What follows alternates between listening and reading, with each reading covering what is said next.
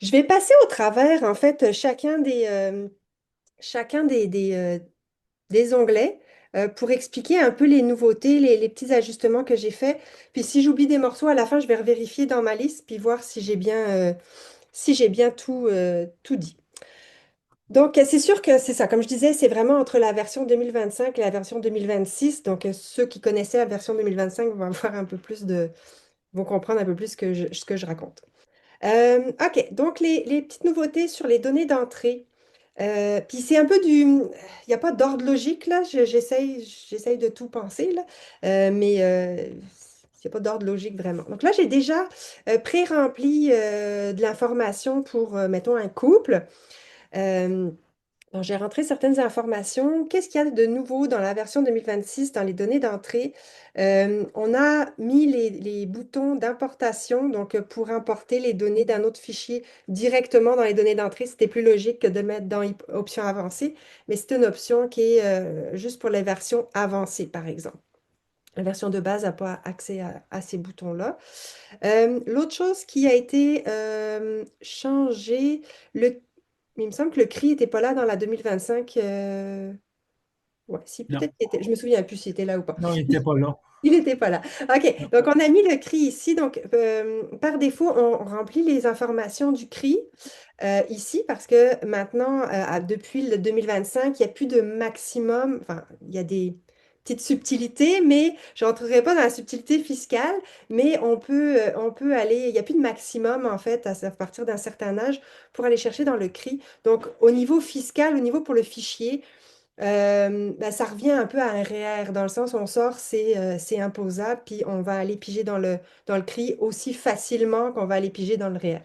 Donc, on rentre les informations du CRI comme données d'entrée ici, puis ça va quand même aller se remettre automatiquement dans pension, comme c'était avant. C'est juste que le champ, la donnée du CRI va se recopier automatiquement dans l'onglet qui était déjà là, le tableau du CRI ici, qui ici, que vous continuez à cotiser dedans, vous pouvez mettre un salaire parce que vous continuez à cotiser.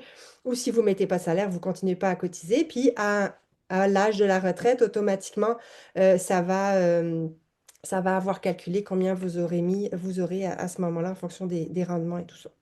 Comme avant. Ça n'a pas changé. Ce tableau-là a pas vraiment changé. Si, la seule chose qui a changé dans ce tableau-là, c'est qu'il n'y a plus le choix minimum, maximum. Le minimum se calcule toujours, puis il n'y a plus de maximum. Donc, il n'y a pas l'histoire du choix. Donc, dans les données d'entrée, l'autre chose qui a changé aussi, c'est au niveau du non enregistré, j'ai rapatrié la valeur comptable dans ces données-là directement parce que c'était souvent oublié. Il y avait comme souvent une erreur, ben, pas une erreur, mais un oubli de la part des gens qui définissaient les valeurs, combien ils ont en non enregistré, mais qui oubliait d'aller mettre dans les options, parce que ce champ-là était dans les options avancées avant, qui oubliait de mettre la valeur comptable du non enregistré. Juste petite parenthèse, pourquoi j'ai besoin de la valeur comptable? C'est pour calculer le gain en capital actuellement. Donc, par exemple, ici, par défaut, ça va mettre la même chose. Donc, si vous rentrez 300 000 ici, ça va dire valeur comptable 300 000. Mais peut-être que vous avez déjà un 100 000 de gain en capital dans votre non enregistré. Oups, là, il y a beaucoup de gains en capital, j'ai oublié un zéro. Donc, ça va me permettre de savoir qu'est-ce qu'il y a déjà comme gain en capital dans le non enregistré, puis c'est plus logique de le mettre ici.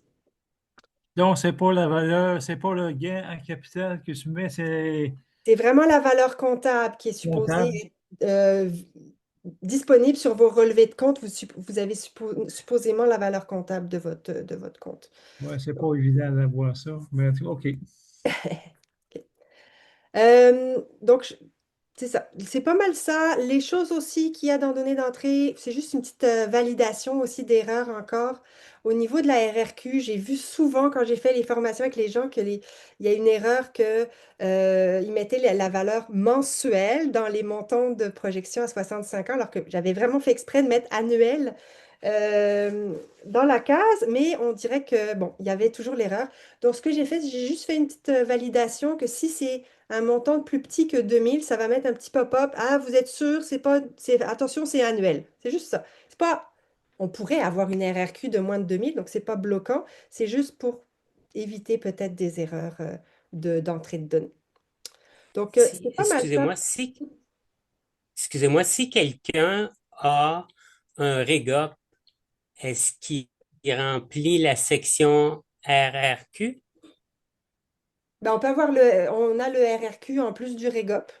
Donc oui, il faut remplir la section RRQ aussi parce que on a les deux habituellement, le RRQ et la REGOP. OK, parce que quand ma conjointe reçoit son document, on dirait que ça concerne juste le REGOP. Oui, mais vous avez dans Retraite, en fait, les informations du relevé de RRQ, c'est sur Retraite Québec, vous allez avoir les informations de la RRQ. Le REGOP, c'est la pension, le RRQ, c'est autre chose. C'est deux choses différentes. OK, merci. Pas de problème. Donc, justement, je m'en venais. Avant d'aller dans l'hypothèse de calcul le plus fun, on va dire, là, je vais juste rétrécir pour que j'ai accès. Donc, dans pension, ça, c'est une chose que j'ai modifiée beaucoup. C'est le tableau du REGOP. Ceux qui l'avaient vu avant, on avait déjà le principe de remplir les cases en fait en fonction du relevé justement. Sur le relevé, c'est marqué nombre d'années de service pour reconnu pour l'admissibilité, blabla. Donc, il faut juste aller chercher les mêmes informations que le relevé. Mais il y a quand même maintenant deux choix. Soit on laisse le système le calculer selon le relevé, soit on définit le montant manuellement. Donc, les cases en jaune sont les cases à remplir dépendamment du choix qu'on fait. Donc, c'est ça, c'est un changement. C'est que maintenant, mettons que vous recevez déjà le REGOP, vous n'avez pas besoin d'aller voir le relevé, vous savez le montant que vous recevez. Donc, c'est quoi le montant que vous recevez? Si vous avez moins de 65 ans, il y aura peut-être une réduction à 65 ans. Donc, ça va être de combien la réduction à 65 ans? Donc, ça, c'est des chiffres. Vous mettez les chiffres manuellement là-dedans. C'est ça, tel que tel, qui va être pris. Sinon, vous laissez calculer. Voyons, je vais tirer. Voyons, voilà, comme ça, calculer. Puis là, c'est d'autres champs qu'il faut renseigner. Donc, il faut renseigner, ben, ça, c'est les choses qui existaient déjà, c'est-à-dire mon dernier relevé date de 2023. Voici les chiffres que j'avais sur mon relevé. Je travaille encore, par exemple, à 100%, puis je cotise encore à mon REGOP. Et puis, ce que j'ai rajouté, pour avoir plus de précision, parce que sur le relevé, ça dit à tel moment, c'est quand exactement la date de pleine rente sans pénalité. Il y a des calculs qui se font, puis il me manquait la journée de naissance. Parce que si vous vous souvenez, dans les données d'entrée, je demande juste le mois et l'année. C'est juste ça que ça va chercher dans votre compte, c'est le mois et l'année. Mais pour aller un poil plus précis au niveau des calculs d'admissibilité, puis de pénalité, tout ça, ça me prenait la journée, tout simplement pour être à la scène près, comme les calculateurs de REGOP en ligne. Donc, je demande la journée de naissance. Puis ça me permet de calculer ici, c'est à titre informatif. Ça, c'est pas à rentrer, ça se calcule tout seul. C'est la date de pleine rente sans pénalité. Donc, à titre d'information, ça devrait être la même chose que ce qui est marqué sur votre relevé, là, parce que ça se calcule avec les chiffres qui sont là, puis votre date de naissance, etc. Ben, oui, c'est ça. Donc là, en fonction de la date de pleine rente, c'est à titre informatif. Donc là, vous pourriez dire, ah bah peut-être je vais travailler une année de plus parce que là, selon les chiffres que j'ai mis ailleurs, il me reste 3 ans à travailler. Bah, peut-être que je vais travailler 4 ans pour. Puis là, vous pourrez regarder ce que ça fait si vous travaillez une année de plus, une année de moins sur le calcul. Mais ça vous donne quand même une information, puis les chiffres sont plus précis grâce à ça. L'autre chose aussi, la petit détail aussi, euh, au niveau du calcul de la rente. Il y a deux choix. Soit on calcule en fonction du salaire actuel, donc ça va tout simplement aller chercher le salaire qui est marqué ici. Soit on peut aussi dire, bah, garde, calcule-moi donc le salaire en fonction du montant futur. Donc si on a dit qu'on avait une augmentation de notre salaire dans le temps, ben, ça va calculer les 5 meilleures années, tout simplement. Si c'est dans 10 ans que j'ai ma REGOPS, tu sais, oui, en ce moment, j'ai 60 000 de salaire, mais dans 10 ans, j'aurai 80 000. Ben, au final, la pension va vraiment se calculer sur 80 000 et non pas sur le 60 000 actuel. Donc, après, c'est un choix. Si vous voulez être plus pessimiste, vous mettez actuel, puis si vous voulez être plus optimiste ou réaliste, on va dire, vous pouvez faire futur. Donc, ça, c'est encore un petit peu un petit détail que vous pourriez utiliser. Et puis, bah, ça calcule comme avant. les informations qui vont être mises pour votre REGOP. Oui, vous allez peut-être voir une différence si vous utilisez la 2025-2026 au niveau du REGOP, des montants. C'est que j'ai refait un calcul des moyennes de toute la vie. En fait, là, la moyenne date de la... Parce que la REGOP, dépendamment dans le temps, l'indexation n'est pas calculée toujours de la même façon. Là, ils ont changé les choses un peu. Donc, j'ai fait une moyenne dans les dernières années où c'était calculé de la même façon, c'est-à-dire, moi, je ne vais pas rentrer dans le détail, mais 50% du terre ou terre moins 3%.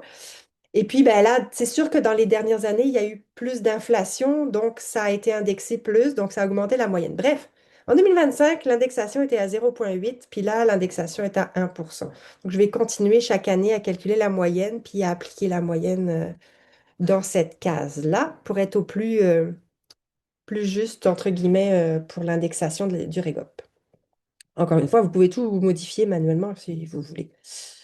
C'est pas mal ça au niveau du REGOP. Je vais continuer au niveau du... J'ai dû changer, ouais, j'ai changé quelque chose. Au niveau des hypothèses de calcul. OK. Là, il y a des choses à dire.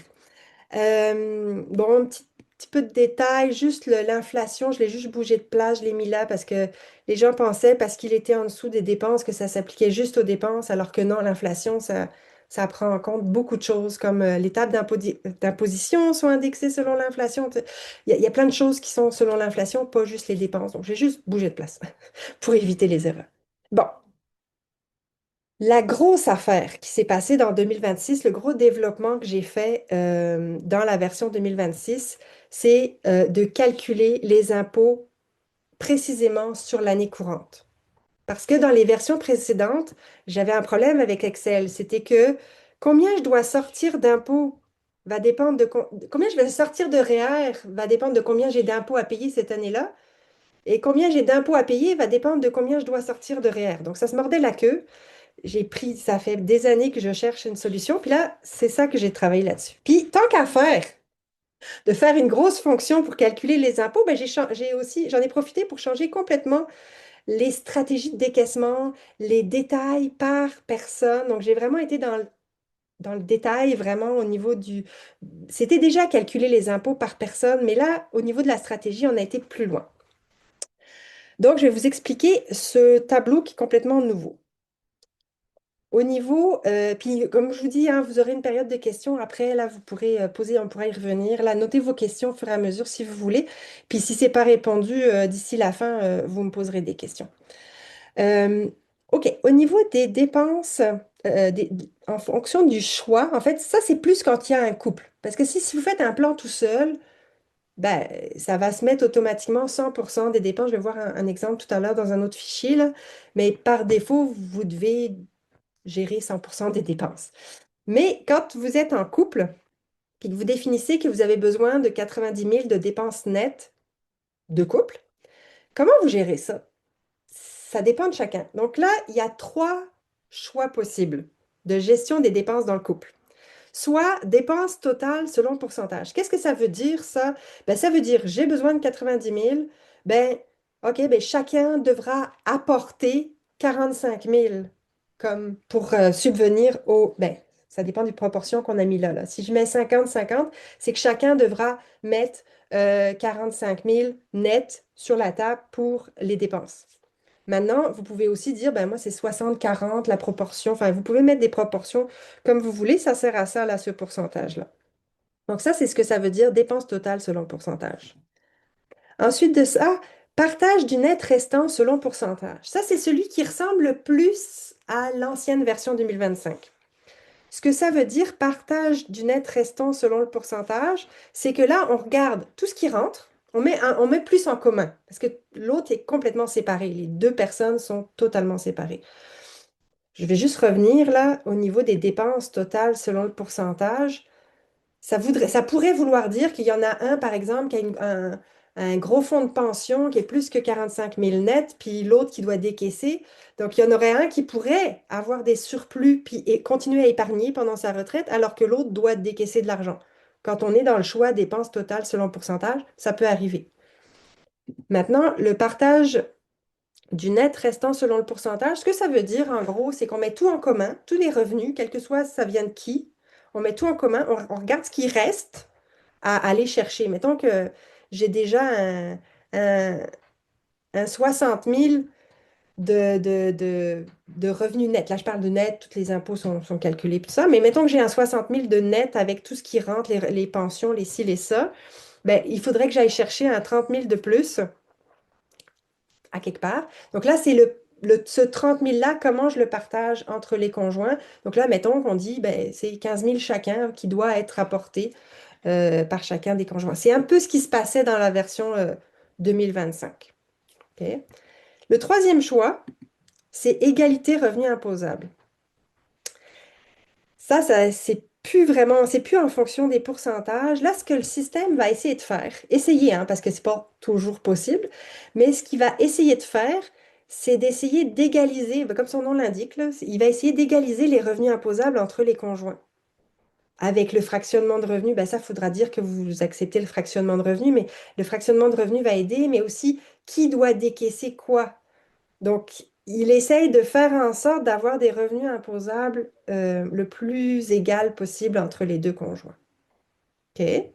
C'est ça puis ça, c'est fiscalement le plus intéressant normalement, dépendamment des cas. Là, encore une fois, mon fichier est toujours un système d'essai-erreur. Essayez chacun. Les stratégies, ça dépend quand même comment vous fonctionnez dans votre couple, mais essayez-les pour voir. Bon. Je vais revenir dans la partie du bas, mais je veux aller un peu plus dans le détail juste pour comprendre ces stratégies-là. Il y a une option, oups, c'est pas ça que je voulais montrer. Il y a une option dans les options avancées, une nouvelle option. En fait, je vais juste aller montrer dans détail résultats. Ça, c'est de base, on a les colonnes comme avant, là. Ben, on a plus de colonnes qu'avant, là, mais on a d'autres colonnes.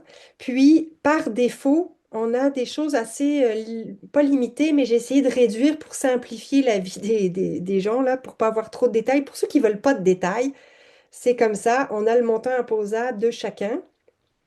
Et puis, on a les crédits d'impôt et les impôts. C'est un peu comme avant, mais tu sais, on a séparé par personne, mais on a un petit peu plus de détails, mais pas trop de détails. Les gens qui veulent aller plus loin pour comprendre ce qui se passe et jouer avec les stratégies, comprendre les stratégies, on a la possibilité d'afficher le détail de l'impôt. Donc, dans ce cas-là, il y a une option. Oui, on met oui. Ça, c'est dans la version avancée parce que c'est dans les options avancées. Donc, il y a afficher détail de l'impôt, on peut mettre oui. Ensuite, on fait afficher colonne pour dire, ben là, il y a une option de plus, je veux afficher les colonnes que tu me dis que on veut afficher le détail. Et là, on a beaucoup plus de détails au niveau de ce qui se passe pour chacune des personnes en fonction de la stratégie qu'on a choisie. Donc, je vais vous montrer un petit peu, je ne vais pas trop creuser, mais juste comprendre de manière générale ce qui se passe. Donc, juste les colonnes, là, le revenu, juste expliquer vite fait les colonnes. Le revenu total avant décaissement, ben, comme son nom l'indique, là, c'est qu'est-ce que je reçois du total avant de commencer à décaisser mes REER, mes CELI, tout ça. Euh, le revenu, des fois c'est la même chose, là, mais des fois c'est pas tout à fait la même chose entre le montant que je reçois et le montant qui est imposable. Pourquoi des fois ça serait pas pareil? C'est que par exemple, vous avez du non enregistré, vous avez des intérêts sur votre non enregistré, ben, ces intérêts sont imposables, mais c'est pas pour ça que vous les avez dans votre poche. Si vous décaissez pas de non enregistré, vous devez payer de l'impôt sur les intérêts, donc c'est imposable, ça se rajoute à votre revenu imposable, mais c'est pas quelque chose que vous avez pour les dépenses de retraite. Ça pourrait être différent l'un de l'autre. Comme ici, par exemple, à lui, là, je pense qu'il a des non enregistrés. Donc là, il a des revenus imposables, mais il reçoit rien. Il n'a pas d'autres sortes de... C'est imposable, mais il reçoit rien dans ses poches. Donc ça peut arriver. Ensuite de ça, donc oui, ça c'est les deux premières colonnes. Les revenus de transfert, quand on fait, là je l'ai mis à oui, là, mais ça dépend de si vous mettez que vous autorisez, enfin, le calcul du fractionnement de revenus. Donc là, s'il y a un fractionnement de revenus intéressant, ça va vous le dire. Qu'est-ce que je transfère? Donc là, il y a un certain montant qui est transféré de Marie vers Antoine, puis à un moment donné, c'est l'inverse. Parce que, par exemple, ici, c'est la pension, parce que Marie a une pension, Antoine n'en a pas. Ça peut être intéressant de transférer la pension de Marie vers Antoine. Entre parenthèses, le fractionnement de revenus, c'est à partir de 65 ans que je le calcule. Je sais qu'il y a, au niveau fédéral, je crois, certains sortes de revenus qui peuvent être transférés avant 65 ans, mais moi, pour l'instant, je calcule seulement à partir de 65 ans. C'est une question qui m'avait été posée, là, c'est juste pour préciser ça. Donc, par exemple, ici, il y a ses revenus de pension. Puis, de son côté, à lui, il y a des revenus transférés de Antoine vers Marie, rendu à un certain âge. Tout simplement, c'est les fers, parce qu'il a trop de REER, donc il a des fers, un minimum de fers obligatoires. Et ça peut être, c'est transférable aussi. Donc là, ça tourne dans l'autre sens. C'est un cas comme ça, là, ça dépend de chacun. Donc ça, c'est les revenus de transfert. Bon, ça, c'est le revenu imposable calculé avec les décaissements puis tout, là, le vrai revenu imposable, cette colonne-là. Ici, c'est la même chose, mais en dollars d'aujourd'hui. Pourquoi j'ai rajouté la colonne en dollars d'aujourd'hui? Vous allez voir, parce que je fais un objectif de montant imposable, donc c'est pratique de comprendre que est-ce que je reste dans le seuil ou pas. Bref, c'est la même, c'est ce montant-là, mais en dollars d'aujourd'hui, tout simplement. Le montant net, donc combien j'ai au net? Alors, des fois, oui, il y a du net qui est plus élevé que mon imposable. Ben oui, parce que j'ai du non enregistré, où il n'y a pas beaucoup de gains en capital, donc j'ai un net plus élevé, ou j'ai du CELI, bref, ça peut arriver à avoir du net plus élevé que le revenu imposable. Euh, Ici, c'est la différence. Ça, c'est peut-être un peu plus pour moi, là, mais c'est ça. Encore une fois, si vous voulez aller dans du détail, il y a du détail. Ça, c'est la différence de net voulu versus le net calculé. Ça, c'est pour voir des fois si l'un compense pour l'autre, dépendamment des choix de stratégie qu'on va avoir. Je vais y revenir avec les choix. Et qu'est-ce qu'on fait comme décaissement en plus? Qu'est-ce qu'on va décaisser en plus de ce que j'ai déjà reçu? Là, par exemple, dans ces cas-là, elle décaisse pas plus. Ça, c'est ça. Ensuite de ça, qu'est-ce qu'il y a comme information? Ben, c'est la même chose pour la deuxième personne. Après, c'est juste le total du net. Donc, c'est là qu'on va voir aussi est-ce qu'il y a du surplus ou pas. Total imposable, total, etc. Ensuite, il y a les crédits d'impôt. Les crédits d'impôt, je me suis bien amusée aussi. OK, il y a des crédits d'impôt. Il y a trois choses. Il y a crédit d'impôt personnel. Donc, pour chacune des personnes, il y a le crédit d'impôt, ce que j'appelle personnel, parce que alors, je ne me souviens plus si c'est fédéral ou provincial. Je pense que c'est le provincial qui était tannant. Le fédéral, les crédits d'impôt que je calcule, c'est crédit d'impôt pour revenu de pension, crédit d'impôt en raison de l'âge et crédit d'impôt pour les dividendes. Les dividendes, c'est personnel, c'est correct. Mais les crédits d'impôt en raison de l'âge et pour revenu de pension, si ma mémoire ne me trompe pas, le fédéral, c'est vraiment attribué à une seule personne, on ne peut pas le donner à l'autre, mais le provincial, on pourrait dire, ben moi j'ai le droit au crédit pour revenu de l'âge, mais je peux le donner à mon conjoint, ce crédit d'impôt-là. Ce qui peut être intéressant. Si moi j'ai le droit au crédit d'impôt, mais que je ne paye pas d'impôt, ben l'autre il paye de l'impôt, je peux comme transférer le crédit d'impôt à l'autre conjoint pour réduire les impôts du conjoint. Donc, c'est ça que j'ai essayé de faire, d'optimiser. J'ai appelé ça le crédit familial. Donc, c'est des crédits d'impôt qu'on peut dire à qui je le donne. Donc, on peut choisir à qui on le donne de manière optimale fiscalement. Et ça, j'ai essayé de le faire d'une manière automatique. Donc, j'ai le crédit personnel des deux personnes, j'ai le crédit familial. Après, il y a le crédit selon ce que la stratégie a calculé, puis il y a le crédit qui va être vraiment appliqué. Si ma stratégie a dit ce serait idéal de mettre 2000 à lui, mais que lui, finalement, ses impôts, c'est juste 1700, ben, tu sais, ce qui va être appliqué, c'est juste 1700. Puis là, on va redistribuer à l'autre personne parce que ça, en tout cas, je rentre, c'est vrai, c'était vraiment compliqué à faire. Je vous le dis, là, je me suis arraché les cheveux. Mais c'est ça, j'optimise le crédit. En gros, ce qui est appliqué, c'est ce qui est marqué appliqué. Donc, on a les impôts de la personne avant le crédit et les impôts après le crédit, ben, s'il y a des impôts. Et puis, ben, si vous voulez vous entendre entre vous, parce que ben oui, mais moi j'ai fait du fractionnement de revenus, je t'ai transféré des revenus imposables, donc toi tu as payé plus d'impôts, moi j'ai payé moins d'impôts. C'est quoi la différence d'impôts entre les deux? Si vous voulez vous réarranger entre vous, là, pour dire, ben moi j'ai payé, tu sais, par exemple, elle a transféré, Marie a transféré à Antoine un certain revenu imposable avec le fractionnement de revenus, donc elle a sauvé 2840 d'impôts.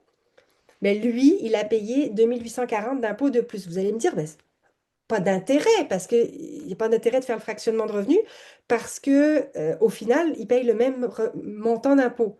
Oui, puis non. Parce que peut-être que vu qu'elle a transféré un revenu imposable de revenu de pension, ben là, lui, maintenant, il a le droit au crédit pour revenu de pension. Donc, c'est pas juste. Avant, j'avais fait le fractionnement de revenus juste si on payait moins d'impôts, mais maintenant, pas forcément. C'est vraiment ça optimise aussi les crédits pour revenus de pension, par exemple. C'est pas juste l'impôt global qu'on regarde. On va plus loin. Je vous ai dit, j'ai bien travaillé là-dessus. Bon, après, à titre informatif, le taux marginal et puis le pourcentage d'imposition moyen, si ça vous intéresse, c'est juste à titre informatif. Donc, beaucoup de colonnes. Comme je vous ai dit, vous pouvez tout simplement dire dans les options avancées, non, je ne veux pas voir tout ce de détails là. Il n'y a pas de problème. Bon, si je reviens, tout ça pour revenir à mes... bon, je vais être plus long que je pensais. Si je reviens à ma logique, dépenses totales selon le pourcentage 50-50. Quand on va voir dans le détail résultat, à partir de la deuxième personne qui est à la retraite, là, il y a des écarts là, oui. Autre changement, avant c'était une ligne jaune pour dire quand est-ce qu'on allait à la retraite. Là, c'est des couleurs différentes. Ça peut permettre de savoir qui arrive à la retraite avant. Et aussi, l'autre chose qui peut être intéressante, c'est que, là, ça ne va rien faire là, mais si vous changez quelque chose à quelque part, ça va vous mettre ce qu'on a changé aussi, ça va le mettre en jaune pour que vous puissiez voir ce que vous avez écrasé comme formule à quelque part. Ça, c'est une autre changement que j'ai fait. Je vais juste réappliquer ma formule. Bon. Bon, au niveau, là, j'ai fait dépenses 50-50. Donc là, on voit qu'au niveau du net, ben ici, je ne sais pas si vous voyez, c'est peut-être un peu petit, là. Ben ici, ben au net, Marie, elle apporte 52 047, puis Antoine, il apporte 52 047. C'est le même montant au net parce qu'on a dit 50-50 au niveau des dépenses totales. Ensuite, si je choisis, par exemple, le partage du net restant, là, ça va être un peu différent parce que, ben, elle, par exemple, elle a une pension, donc elle apporte déjà un gros montant. Donc là, c'est ce qui reste qui est séparé, mais ça veut dire qu'au net, ben, Marie va apporter plus au total que Antoine. Mais c'est ça, c'est pas. C'est ça. Donc, on sépare ce qui reste, mais au net ou même au revenu imposable, on n'a pas du tout la même chose entre les deux. Puis ça, c'est normal parce que c'est ce qu'on a choisi ici. Au niveau de l'égalité revenu imposable, on essaye d'avoir le même revenu imposable ici. Donc là, on ne l'a pas. Vous allez me dire, bah, on ne l'a pas, le même revenu imposable. Non. Pourquoi? Parce que tout simplement, elle a déjà une pension, mettons, elle a sa pension, donc elle a déjà un revenu imposable. Elle sort rien de plus parce qu'elle est déjà à un certain niveau de revenu imposable que lui n'arrive pas à atteindre, même s'il décaisse beaucoup, parce qu'il décaisse du non enregistré, qui est pas très. Il n'y a pas beaucoup de gains en capital, mettons. Si je change, je vais y revenir après, je vais juste dire que lui, il sort des REER en premier. Je pense que dans ce cas-là, ça sera. Voilà. On se rapproche plus. Bah, pas tout à fait exactement, là, mais ça essaye de se rapprocher du même revenu imposable.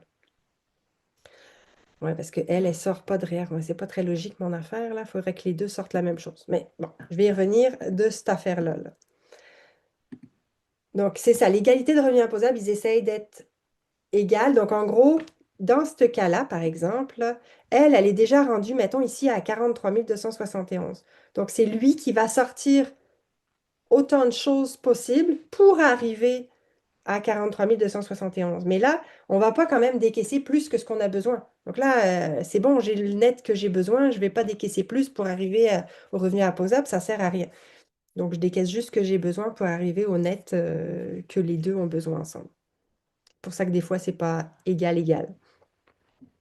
Ça dépend comment on y arrive à le faire ou pas. Bon, compliqué un peu, je sais. Mais c'est important de comprendre comment ça marche par en arrière, tous ces trucs-là.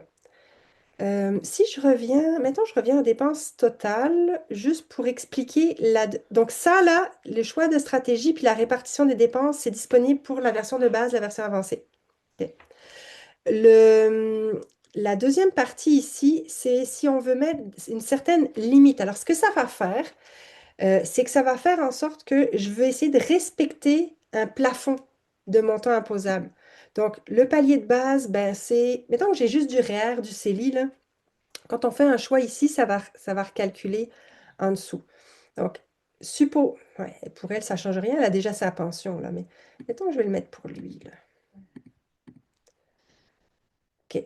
Donc là, 16 452, ça, c'est le revenu imposable euh, à partir duquel on commence à payer de l'impôt.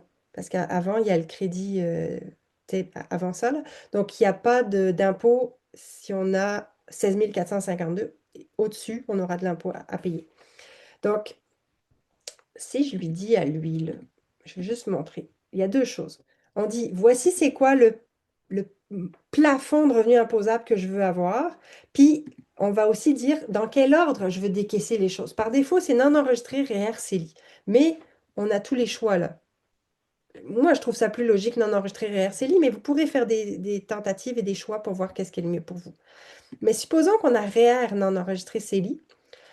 Dans son cas, à lui, je pense qu'il n'avait pas de pension, il n'avait rien d'autre. Donc, on va voir ce que ça donne. Juste une petite précision au niveau du palier de base pour lui. Ici, est-ce que j'ai fait... Là, attendez, là, c'est quoi? J'ai dit REER, non enregistré. Est-ce qu'il avait du REER, lui? Oui, il avait du CRI, du REER, du non enregistré. Il avait tout cette affaire-là. Dépenses totales, 50%. OK, oui. OK. Lui, il va décaisser. Et qu'est-ce qu'il décaisse? Je vais juste vérifier un truc, là. Il décaisse du CRI. Ah, ouais, il a son minimum de 10 000. Il ne peut pas décaisser moins que ça de toute façon, là, parce qu'il a son CRI qui a son minimum quand même à respecter. Et puis, après, il décaisse du CELI, complète avec du CELI. C'est bien ce que je pensais. Parfait. Donc, son revenu imposable.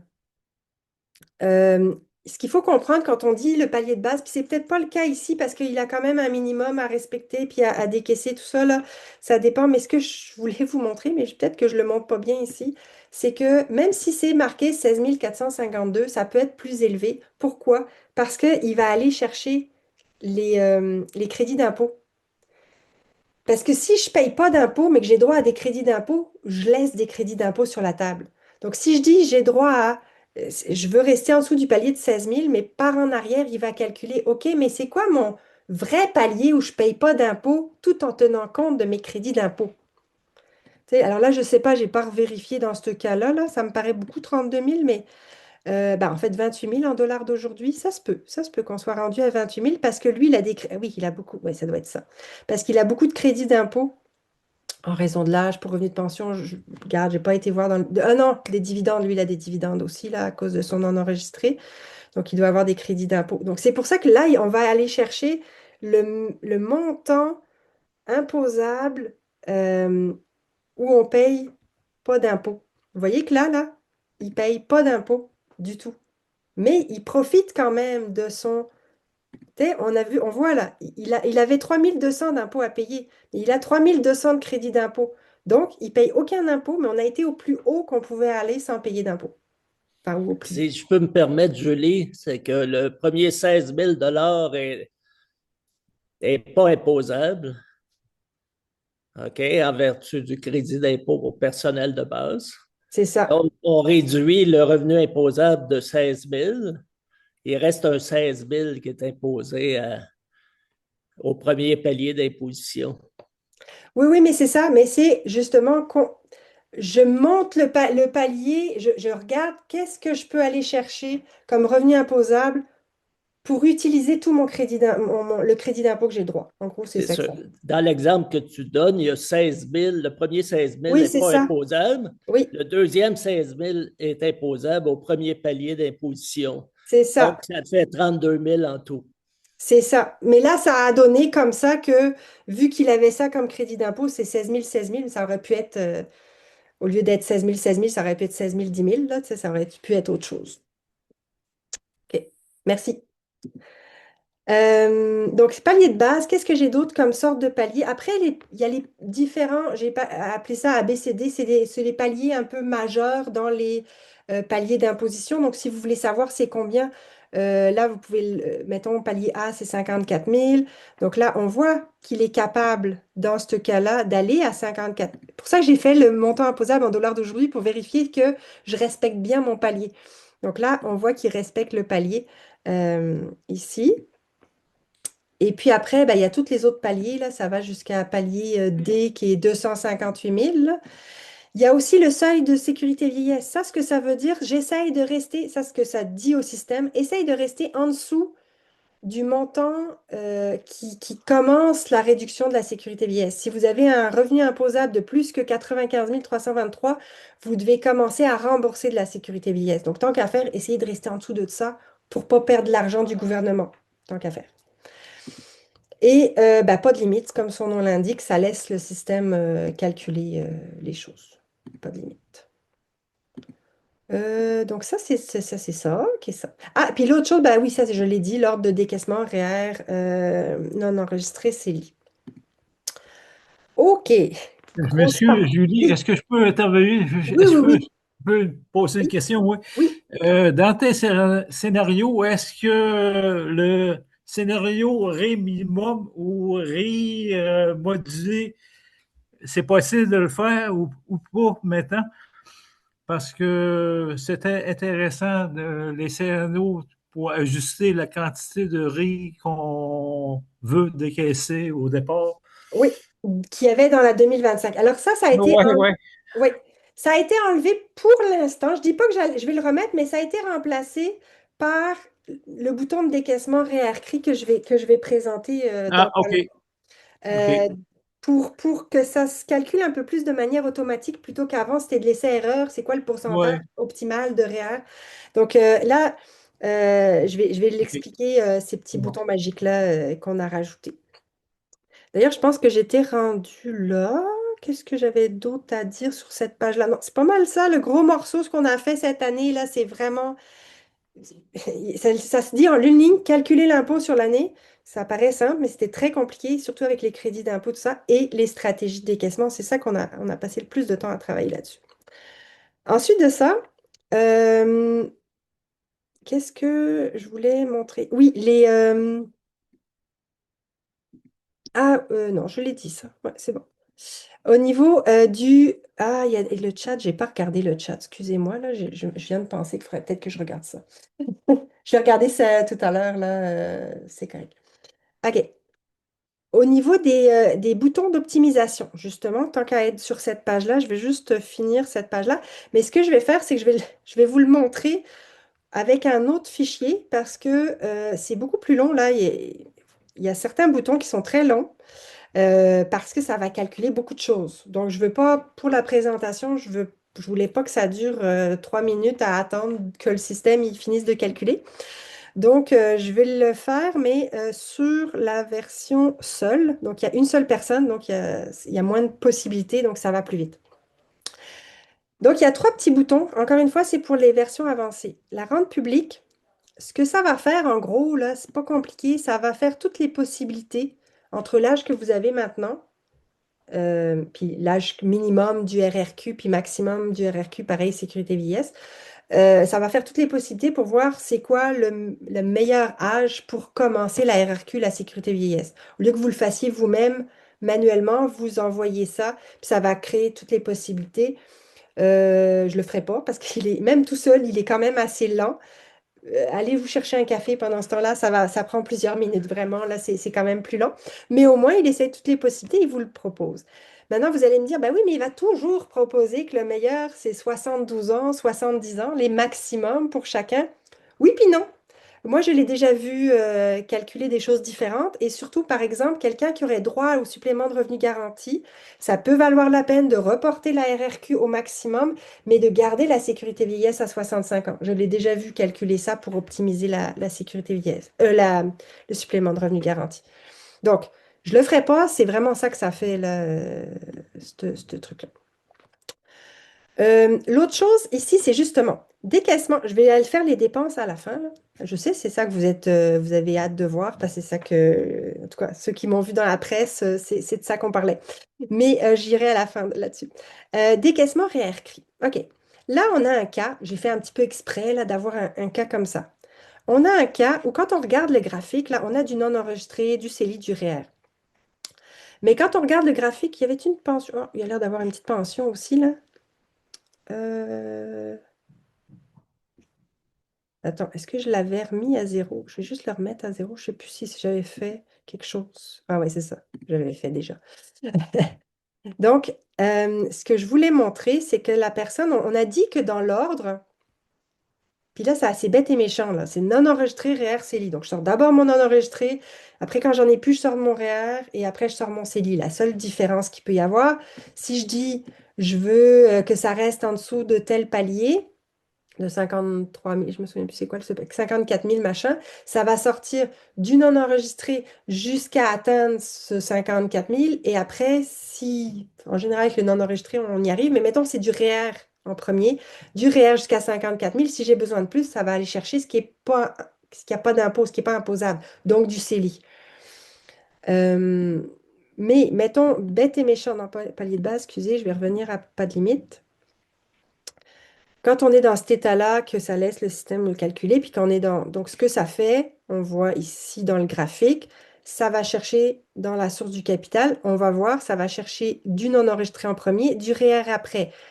Est-ce que c'est optimal? Pas forcément, parce qu'au début, je paye pas beaucoup d'impôts, puis tout d'un coup, je paye beaucoup d'impôts. Je suis obligée d'aller chercher mon REER parce que je suis rendue à 72 ans. Donc, on le voit ici dans ce graphique-là. Ma ligne noire, c'est ma ligne de dépense. Au début, ça va bien, mais rendu à 72 ans, je suis obligée de sortir mon minimum de REER. J'ai trop de REER, un beau problème, mais ça fait que je paye des impôts pour rien. Donc là, j'ai trop de REER rendu à 72 ans. Est-ce qu'on peut améliorer ça? Ça sert à ça, ce bouton décaissement REER CRI. Donc là, ça va faire, je vais vous expliquer après ce que ça va faire, mais je vais d'abord le cliquer. Puis là, ça calcule, ça regarde qu'est-ce qui est possible, est-ce que ça améliore.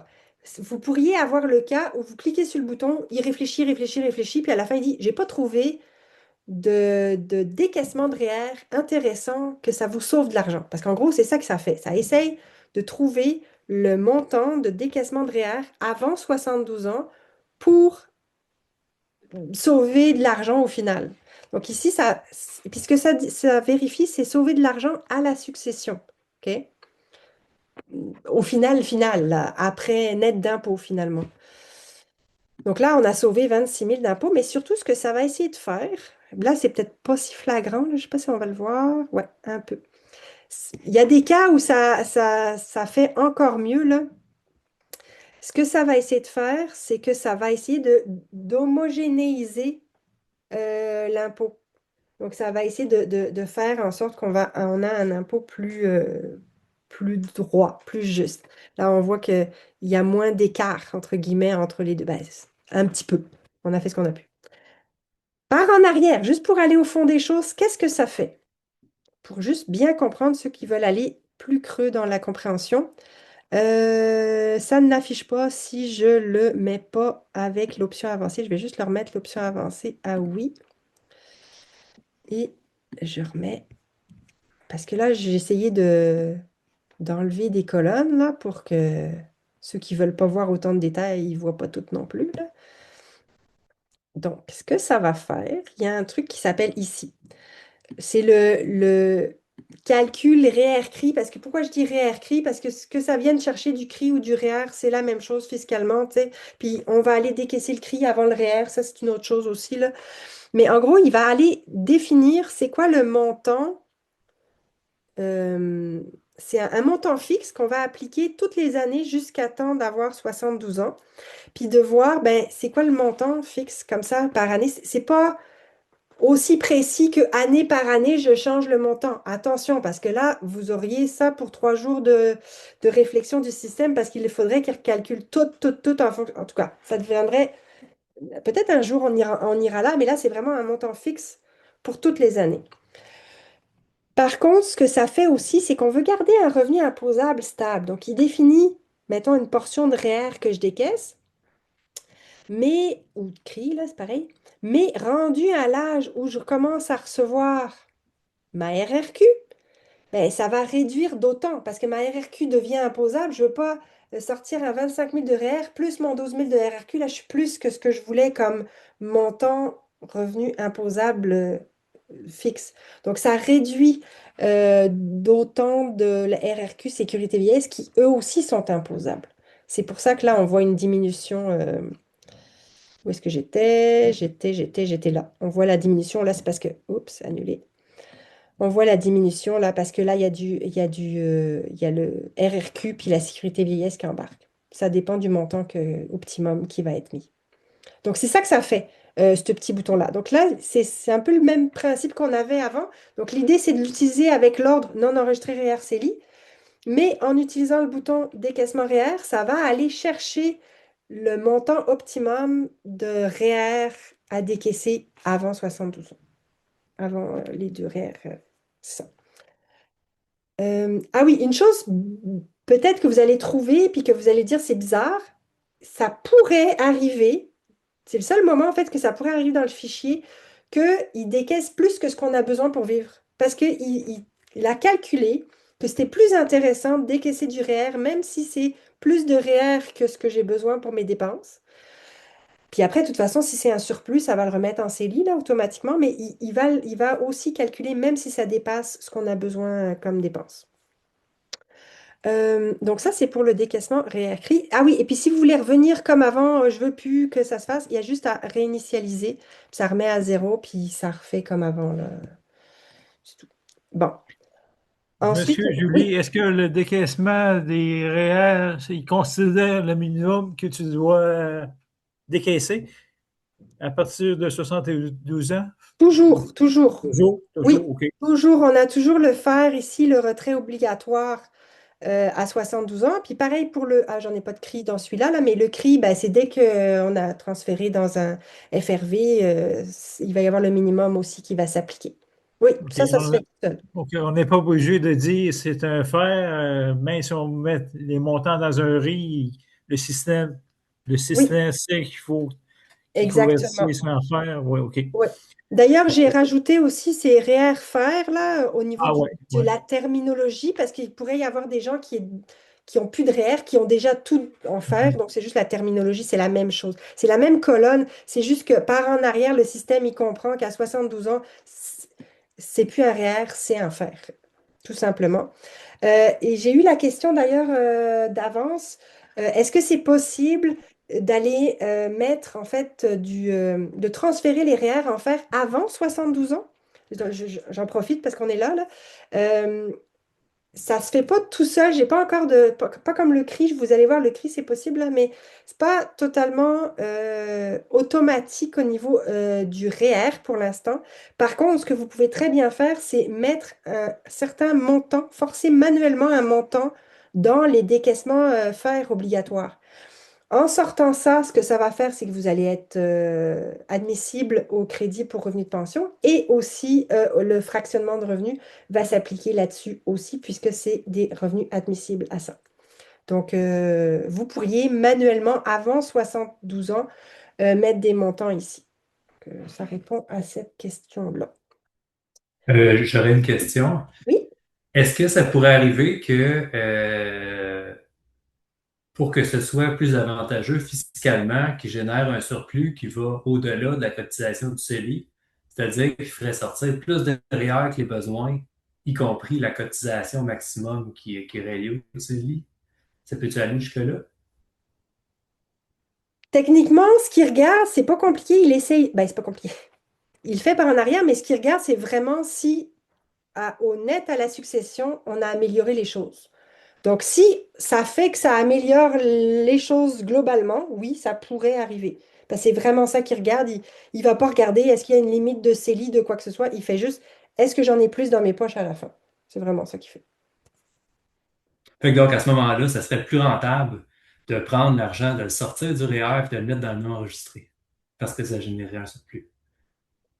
Faut voir. Parce que là, on paye de l'impôt tôt. Donc, c'est pour ça que le système, il va le calculer. Peut-être vous allez avoir des surprises en l'utilisant, puis il va faire je trouve pas de solution que ça optimise parce qu'il y a pas de parce que c'est pas avantageux de sortir plus de REER. Mais oui, ça pourrait arriver. Essayez-le. Essayez-le. C'est tout. Et puis voilà, c'est ça. Merci.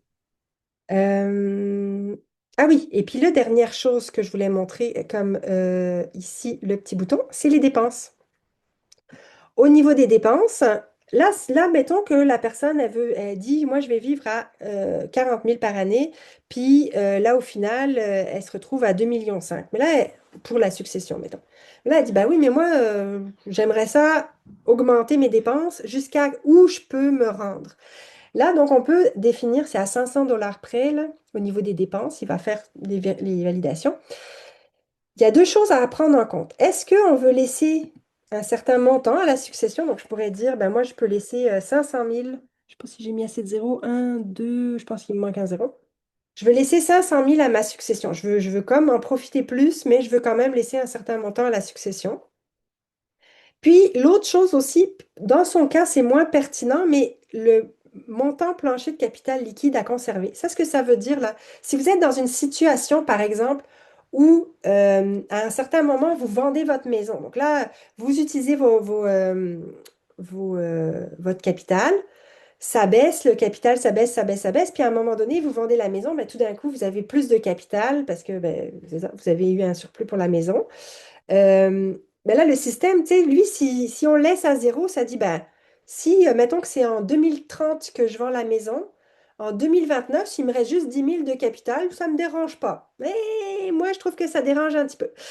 Ce serait bien d'avoir un certain coussin de sécurité qu'on garde pour que le système descende pas trop non plus avant une remontée. Donc là, il va calculer les dépenses tout en gardant un certain coussin de sécurité dans ce genre de cas-là. Je ne sais pas si vous me suivez. Donc là, ça calcule. On le laisse faire les choses. Là, il est tout seul. Ben, c'est plus rapide à calculer. Donc, j'étais partie de 40 000. Et puis, ben, lui, il a calculé qu'à 58 000, ben, j'ai un 560. On avait demandé 500 000, là, comme je disais, c'est à 500 piastres près au niveau des dépenses. Donc, ça arrive à 561 000 de succession. Donc, on peut se permettre d'aller jusqu'à 58 000 si on veut laisser 500 000 de succession, selon ce plan-là. Ça, je recommande c'est à titre informatif des fois, là. Ça peut être dans un sens ou dans l'autre. Comme j'ai trop, entre guillemets, trop d'argent, je veux savoir combien je peux me permettre de dépenser de plus, mais à l'inverse, j'en ai pas assez. Combien il faudrait que je dépense pour arriver jusqu'à la fin? Donc, c'est dans les deux sens là, que ça se calcule. OK, je vais revenir là-dessus. Euh, OK, OK, OK. Là, j'ai passé pas mal les plus importants. Je vais juste revoir ma petite liste, voir si j'ai pas oublié des fonctionnalités. Plafond. Ah oui, l'autre chose aussi au niveau des stratégies, comme j'aime ça, vous laisser beaucoup de flexibilité à la toute fin, comme beaucoup de choses à la toute fin.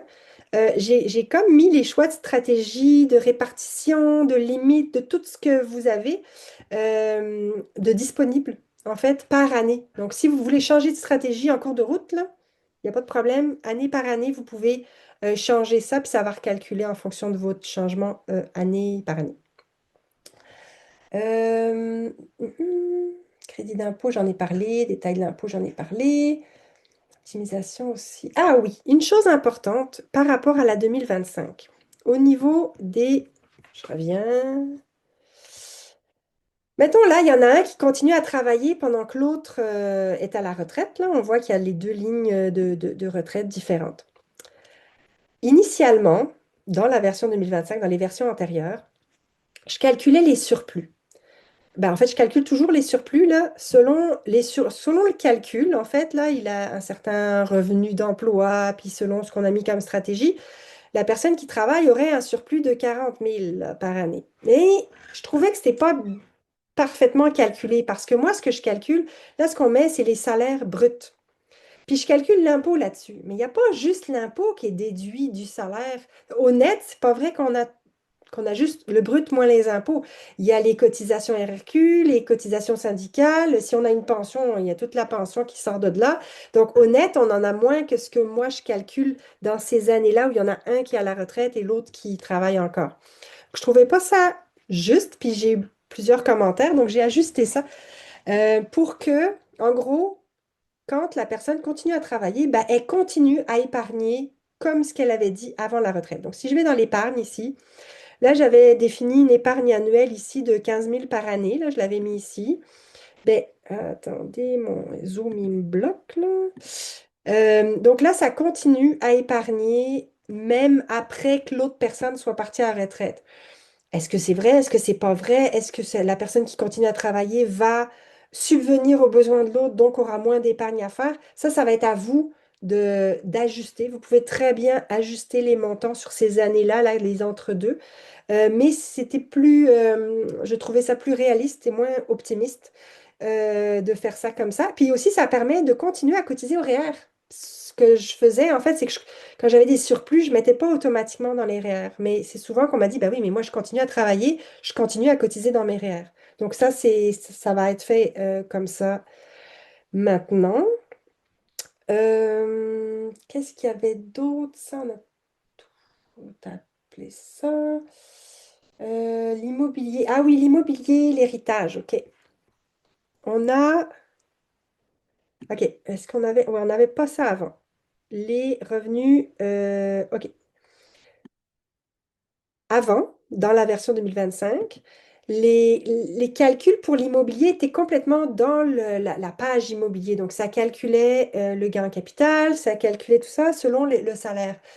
Mais c'était pas assez précis dans le sens que maintenant qu'on calcule tout l'impôt et puis qu'on sépare les revenus par personne et sur la bonne année directement, ben là, on peut le mettre directement les ventes de biens immobiliers puis le revenu imposable des ventes de biens immobiliers. Donc là, on est directement dans les revenus de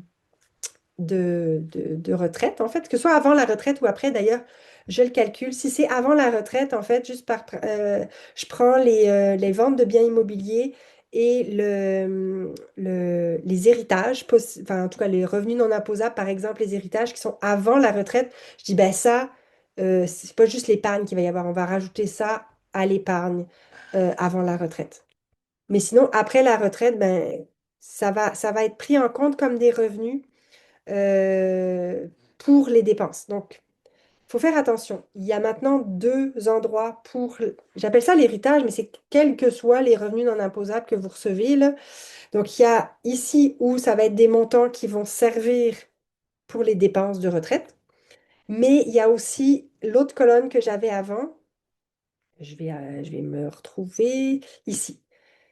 Donc ça, pourquoi j'ai gardé ces colonnes-là là, qui sont à l'extérieur des revenus, des revenus à la retraite, parce que dans les anciens fichiers, je séparais pas, je mettais tout en commun. Mettons quelqu'un qui recevait 100 000 d'héritage, là, puis, je sais pas, moi, ils avaient besoin dans le couple de 50 000 net, là, je fais un truc rond. Il restait 50 000, donc là, je disais, ah, ben, il y a 50 000 de surplus, je vais donner 25 aux deux. Et c'est l'héritage de un des conjoints, donc on ne veut peut-être pas séparer pour les deux. Donc là, maintenant que c'est personnel, il n'y a plus de problème comme ça. Donc avant, j'avais extrait pour que ce soit vraiment par personne. Pourquoi j'ai quand même laissé, je voulais le cacher, ces colonnes-là, parce que je trouvais que c'était mieux directement dans les revenus, mais pour les gens qui avaient déjà le fichier 2025 et qui téléchargent les données, ben, si je l'avais supprimé, ça n'aurait pas téléchargé l'héritage dans ces colonnes-là. Donc, juste faire attention de ne pas dédoubler l'héritage. Si vous recevez un 100 000 en telle année, ben, l'héritage ou n'importe quoi, là, vous recevez un 100 000 telle année, vous n'allez pas le mettre ici et de l'autre bord. C'est l'un ou l'autre. Ici, c'est juste à l'extérieur des dépenses, puis ici, ça va juste participer aux dépenses. Tu sais, si vous recevez un 100 000, c'est pas vrai que vous aurez peut-être pas besoin de sortir du non enregistré cette année-là, là. Donc, ça, c'était une chose aussi, c'est une logique différente un petit peu. L'immobilier aussi, j'en ai parlé. Bon, les graphiques, j'ai fait des graphiques par personne, là, vous avez peut-être vu, là, que ce soit dans le rapport ou ici, ça, c'est familial, c'est ce qu'il y avait avant, mais je l'ai fait de manière individuelle pour vous aider aussi à choisir des stratégies en fonction de ce qui se passe pour chacun des conjoints. Et puis, j'ai mis ça dans le rapport aussi. Mise en avant, ça, je l'ai dit, ça, j'ai dit. Bon, après, c'est du détail, là, c'est du détail. Je pense que j'ai fait pas mal le tour. Est-ce que, bon là, je suis désolée, je pensais que ça allait beaucoup plus rapide que ça, mais je voulais vraiment bien vous expliquer toutes ces nouveautés-là. Donc, j'imagine que vous avez des questions. Je vais regarder dans le chat aussi. Allez-y, si vous les avez des questions, allez-y, posez-les. Oui, j'aurais une question. Oui. On a fait une simulation en choisissant l'ordre de décaissement faire, non enregistré et CELI. Oui. On a choisi le palier d'imposition de 50 quelques mille, là. Oui. Dans nos résultats, on retire, c'est correct, les fers en premier, mais on retire du CELI au lieu de retirer. Je croyais qu'on ne retirait pas du tout de CELI, qu'on compléterait avec le non enregistré seulement. Puis, on voulait aussi mettre 7 000 par an dans notre CELI pour utiliser l'argent liquide qu'on a pour la protéger de l'impôt, la mettre dans le CELI. Mais ça n'a pas fonctionné de cette façon-là. OK. Oui, c'est une bonne question parce que c'est pas la première fois que je le reçois dans mon support, là. OK, il faut vraiment comprendre euh, dans l'ordre.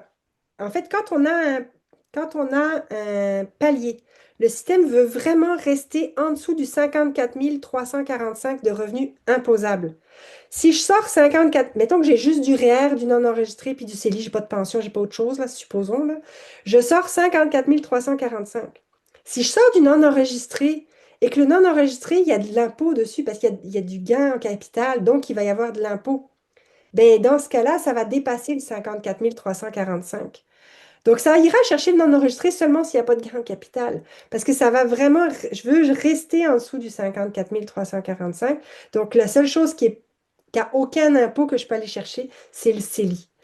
Euh, Maintenant, on peut quand même aussi, puis ça serait bizarre parce que ça va dans les deux sens, là, mais pour l'autre question que vous aviez, ben ça, c'est juste parce que c'est comme ça, c'est entre guillemets bête et méchant, là, mais il y a quand même beaucoup de travail en arrière, mais c'est vraiment comme ça que ça marche.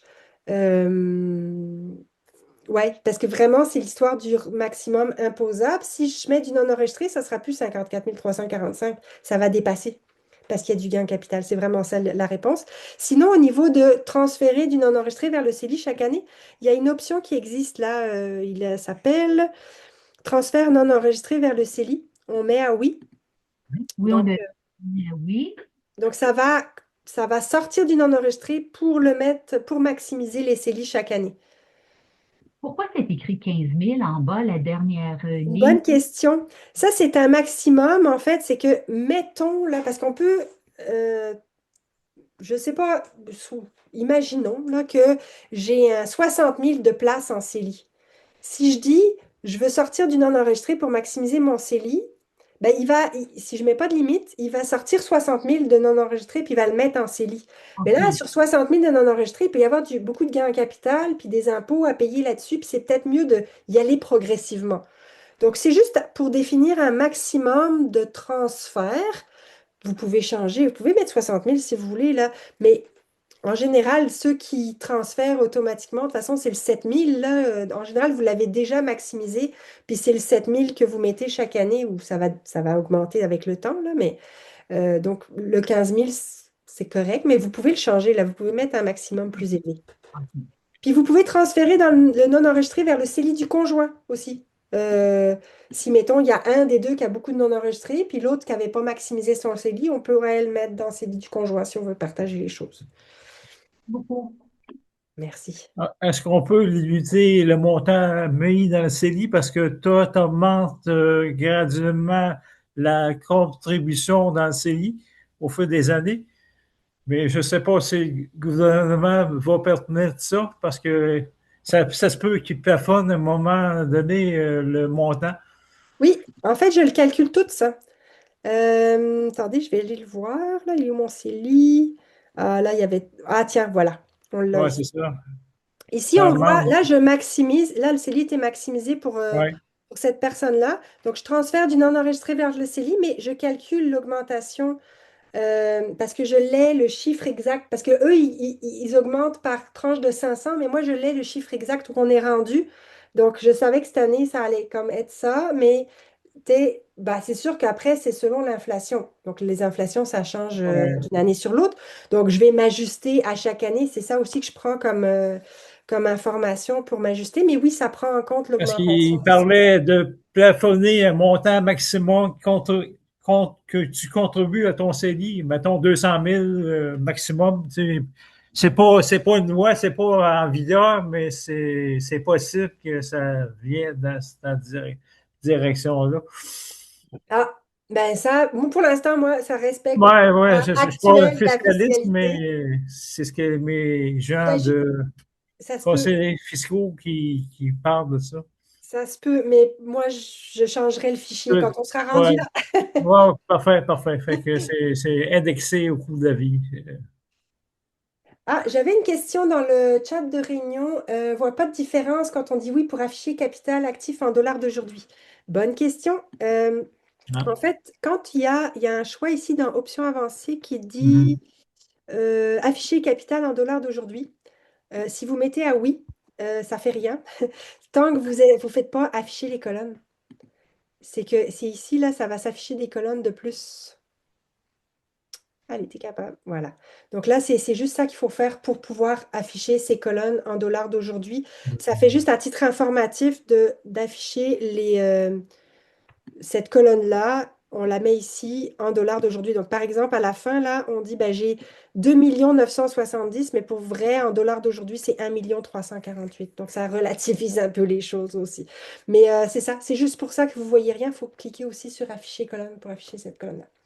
Il y avait Pierre qui a levé la main. Allez-y, s'il y a une Oui, question. moi j'aurais deux petites questions concernant l'onglet Société. En fait, je voudrais savoir c'est quoi la différence de traitement entre quand on choisit une société de gestion ou une société opérante? Ça fait longtemps que j'ai fait ce développement-là. Je voudrais pas vous dire de bêtises, je me souviens plus. Euh, Est-ce qu'il y avait une... Je pense que c'était à la vente de la société. OK. Que si c'est une gestion, il n'y a pas le CGC qui peut être appliqué. Puis, tu sais, on ne peut pas vendre une société, ben, à ma connaissance, on peut pas.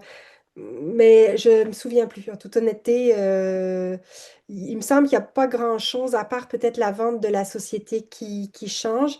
J'ai vu aujourd'hui qu'il y avait, faut que j'ajuste de quoi pour l'impôt, parce qu'on pourrait injecter de l'argent dans une gestion, mais c'est marqué revenu annuel, donc il y a de l'impôt sur les revenus parce que quand c'est une je vais y arriver. Quand c'est une opérante, il y a de l'impôt. Comment il appelle ça? De l'impôt. Attendez, là, je me souviens plus le nom que ça a, là. La société. L'impôt sur le revenu d'affaires. Mais si c'est une gestion, il n'y a pas d'impôt sur le revenu d'affaires, selon moi, là. Donc, il faut que je revérifie ça pour pouvoir avoir une gestion où on injecte de l'argent sans qu'il y ait d'impôt sur le revenu d'affaires, parce que c'est une gestion. Mais à part ça, je pense pas qu'il y a ben de. C'est à Euh, titre informatif plus qu'autre chose, là. Ma deuxième question, quand on a mis dans le fond une société de, mettons, opérante ou de société de gestion là, dans cet onglet-là, quand on inscrit dans le fond un salaire dans la donnée d'entrée, est-ce Mhm. qu'il va le chercher dans le fond, dans la société, si on veut, ou s'il considère comme si c'était un salaire qu'on avait d'un autre emploi? Non, ils considèrent que c'est un salaire d'un autre emploi. Je vous dirais que ce qu'il faut faire, c'est correct de mettre salaire ici, la portion salaire. Ce que vous metteriez dans société, par On contre, soustrairait le montant dans le fond de la valeur marchande des investissements c'est du plus pour les salaire qu'on a investissements. donné.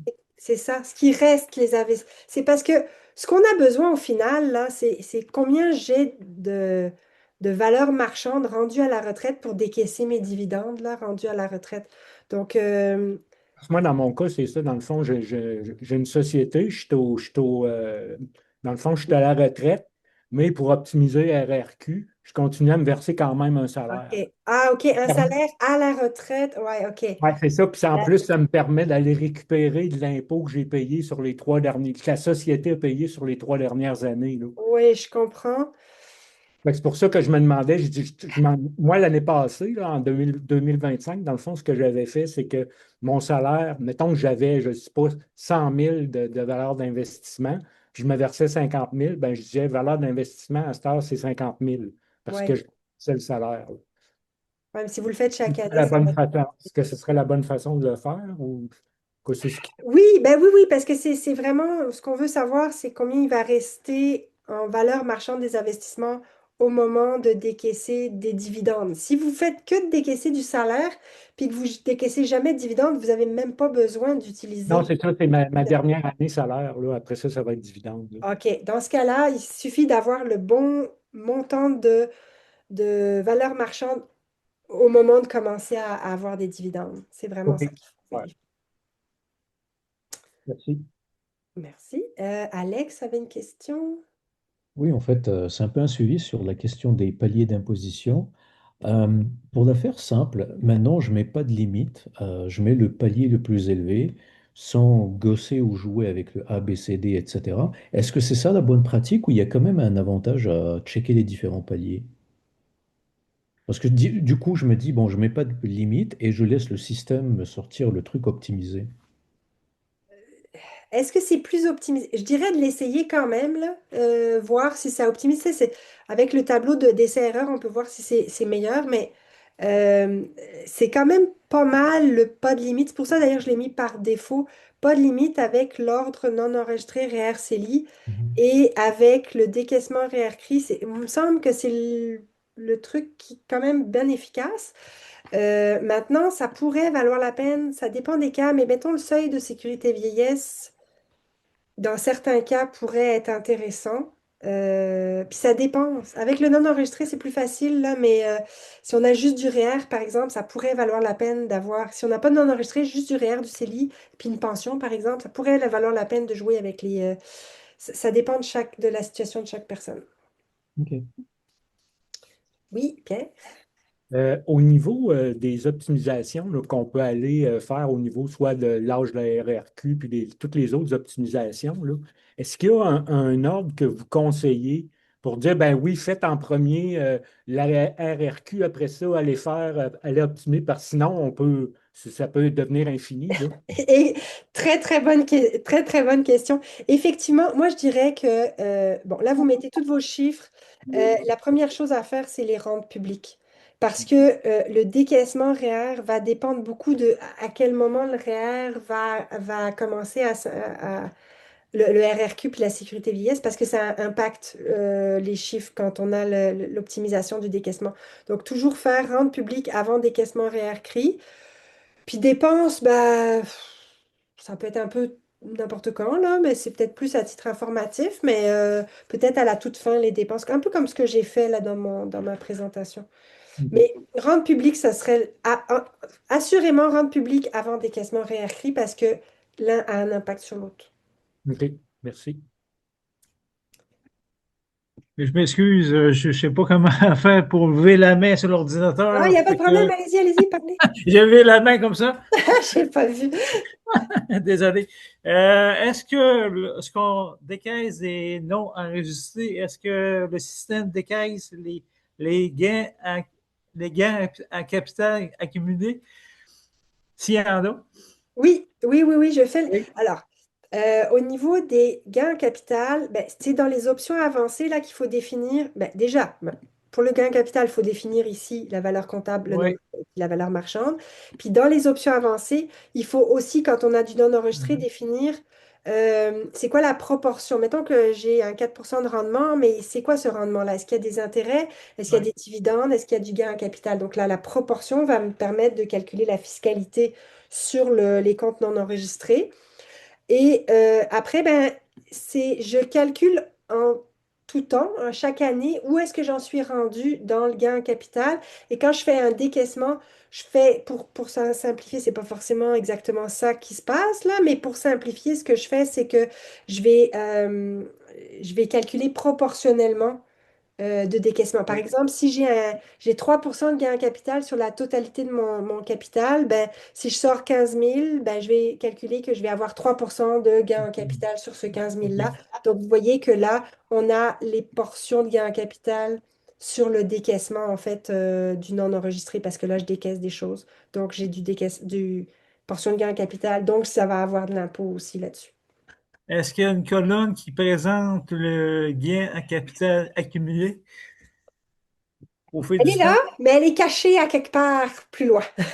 Mais Est-ce qu'on peut la décacher? oui, vous pouvez décacher. Il n'y a rien de caché. Il y a rien de caché pour vrai, là. Elle est où, par contre? Oh, boy. J'ai beaucoup de colonnes, hein. OK, on peut la décacher. Mais elle doit être quelque part là-dedans, là. Gain en OK, capital, il faut juste la retrouver. C'est marqué gain en capital quelque part, là. Ah, voilà, gain en capital. Donc là, OK. on l'a ici. MV, MW.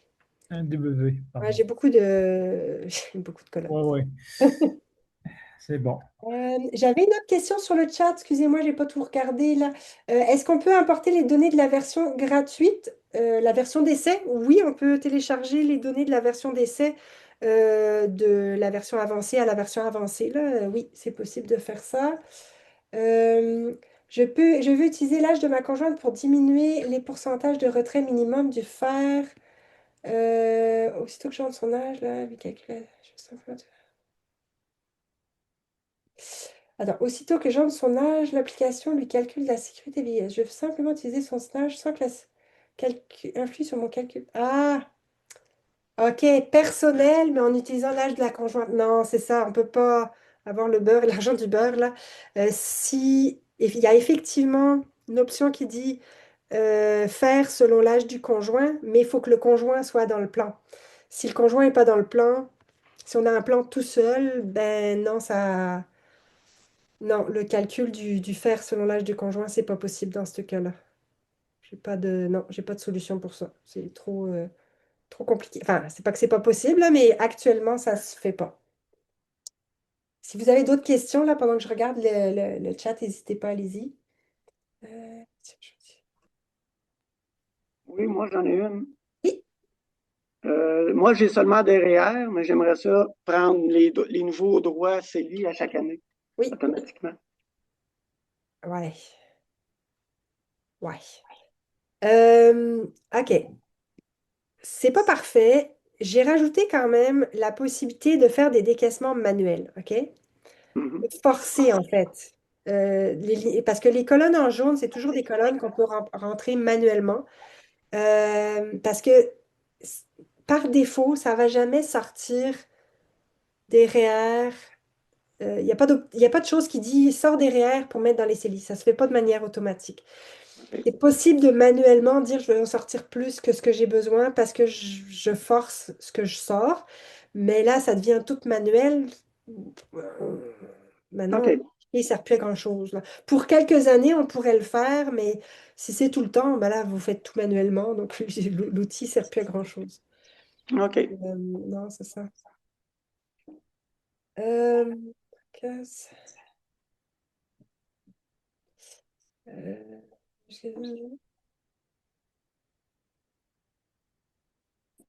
ouais.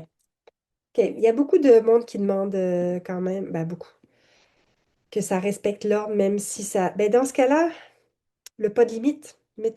Si vous voulez vraiment respecter l'ordre, mettez pas de limite. S'il y a une limite, oui, ça va aller chercher les CELI. Ben, c'est ça la question là. Pourquoi? J'ai un peu répondu tout à l'heure là. Pourquoi on met dans l'ordre REER non enregistré CELI, mais là ça prend REER, puis après ça prend CELI. Comme j'ai dit tout à l'heure, c'est parce que le non enregistré est imposable, puis on veut une limite. Si vous ne mettez pas de limite, ça va prendre non enregistré REER CELI. Tout simplement. Mettez pas de limite dans ce cas-là. Si on veut remplir jusqu'à l'épuisement. Ok. Ouais, ça, je pensais la même question. J'ai répondu. Possible de faire d'autres types. Ça, je pense que j'ai répondu là. Est-ce que c'est possible de faire d'autres hypothèses de décaissement dans l'onglet d'état résultat? Oui, on peut faire des changements de stratégie en cours de route parce qu'on a des colonnes, c'est ça. Euh, Ah, c'est une bonne question, ça. Bouton dépenses, est-ce que le montant à laisser à succession est en dollars d'aujourd'hui? Non, c'est en dollars futurs. Oui, c'est un bon point, ça. Parce que le chiffre qui est ici, c'est en dollars futurs. Donc, oui, c'est en dollars futurs. Il faut juste, quand on regarde les dépenses, là, puis qu'on dit que le montant net à laisser à succession, c'est en dollars futurs. Bon, si on voudrait un dollar d'aujourd'hui, ben, vous pouvez faire le calcul. Ben, je ne sais pas si vous pouvez faire le calcul là, mais on pourrait faire quelque chose là-dessus. Mais pour l'instant, c'est en dollars futurs. Euh, Oui, alors au niveau des documentations, alors là, comme j'ai dit, là, j'ai enregistré la session de ce soir. Je vous l'enverrai dans l'infolettre. Il y a aussi d'autres vidéos pour les gens tu sais, qui ont plus besoin de savoir comment ça marche de base, parce que là, comme je disais, c'est vraiment les différences entre 2025 et 2026. Donc, il y a aussi notre chaîne YouTube là, qui a les informations c'est ça, de avant. Maintenant, je suis en train de travailler sur le manuel d'utilisation 2026. Je fais ce que je peux. Je vais continuer à travailler là-dessus. Là. Je vous le dirai quand il sera prêt, là, il sera en ligne. Euh, est-ce que la feuille... Non, ça c'est un bon point. Est-ce que la feuille de calcul tient compte de l'impôt minimum de remplacement lors de la vente de placement et l'optimisation de la récupération pour les 5 années suivantes? Réponse simple, non. Non, ça ne le calcule pas. Par contre, vous pourriez l'ajuster manuellement si vous enlevez l'impôt, tout simplement. Si vous avez l'impôt minimum de remplacement, bref, vous pouvez enlever de l'impôt, là. Vous pouvez manuellement forcer l'impôt à zéro, par exemple, ou réduire l'impôt, puis ça va tout se recalculer en fonction de ça. Donc, c'est ça. Ça, c'est possible, mais ça ne se fait pas tout seul. Ben, ça va se faire tout recalculer. En tout cas, le net va se recalculer, pas les décaissements. Faut faire attention, là, les décaissements sont déjà définis en fonction de l'impôt. S'il n'y a plus d'impôt, il y aura peut-être trop de décaissements, mais là, il va y avoir du surplus. Le surplus va être réinvesti. Au final, ça revient un petit peu au même, mais ça ne se fait pas tout seul, mais vous pouvez le faire manuellement. Qui retourne à 1, mais Julie, j'aurais une question. Oui. Moi, j'ai jamais utilisé le système, là, fait que je suis pas très familier, mais est-ce que ce système-là me permettrait de savoir mon décaissement optimal en couple, là, évidemment? C'est-à-dire, est-ce qu'il va me faire une recommandation ou c'est moi qu'il faut toujours qu'il fasse essai-erreur? C'est de l'essai-erreur. C'est de l'essai-erreur. Par exemple, ici, le tableau, c'est vraiment un tableau justement pour l'essai-erreur. Mettons que je veux voir comment je pourrais, est-ce que ça améliore si je fais cette stratégie-là? Ah oui, au lieu d'être 50-50 au niveau des dépenses, si on met les choses en commun puis qu'on optimise la fiscalité, je viens de sauver un 174 000 ici. Donc, à chaque fois que vous faites un choix, en fait, vous enregistrez le scénario actuellement. Vous faites un choix, je sais pas moi, je prends ma RRQ à 70 au lieu de 72 ans, qu'est-ce que ça va me faire? OK, ben là, je vais perdre quand c'est rouge, c'est négatif, là, mais je vais perdre un certain montant, etc. Donc, c'est de l'essai-erreur d'essayer et de voir, tu sais, chaque choix que vous voulez faire, chaque option que vous voulez utiliser dans le fichier, vous pouvez utiliser ce tableau-là pour voir est-ce que ça optimise, puis à chaque fois, vous gardez ce qui optimise, puis vous laissez ce qui empire les choses, là.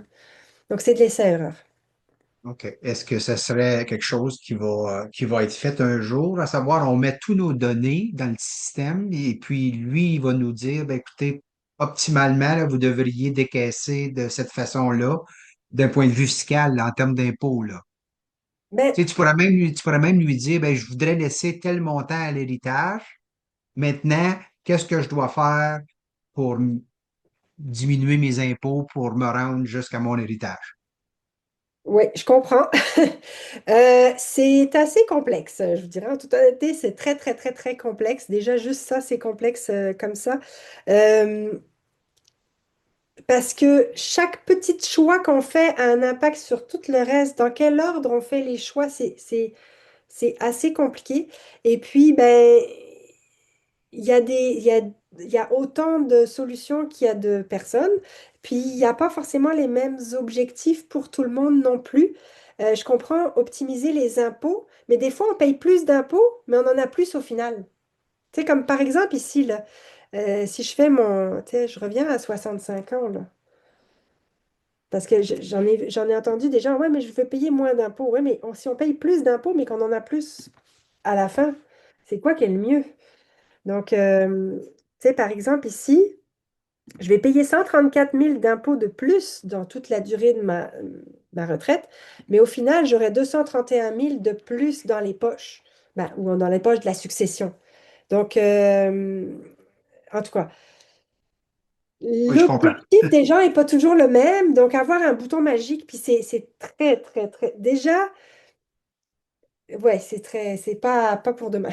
D'accord, c'est bien. Ce serait bien, ce serait vraiment bien. J'aimerais ça avoir un bouton magique, mais c'est compliqué. Très Il y a compliqué. D'accord, beaucoup merci. il y a beaucoup de variables. L'âge du décès, le rendement sur les investissements et autres. Fait que tout ça varie. Oui, mais je comprends le besoin, mais c'est pour Ouais, ça que, tu sais, le système avec les stratégies, avec les choix, c'est de l'essai-erreur, mais ça permet quand même d'aller plus loin au ouais. niveau de la stratégie, puis d'essayer justement de trouver. Puis, dépendamment des années, des fois, c'est pas forcément la même stratégie qui va être la plus efficace. Donc, c'est assez complexe, effectivement. Oui, Pierre, il y avait une question? Oui, ben moi, je voudrais juste, dans le fond, prendre une minute pour te remercier pour ce que tu fais. Merci.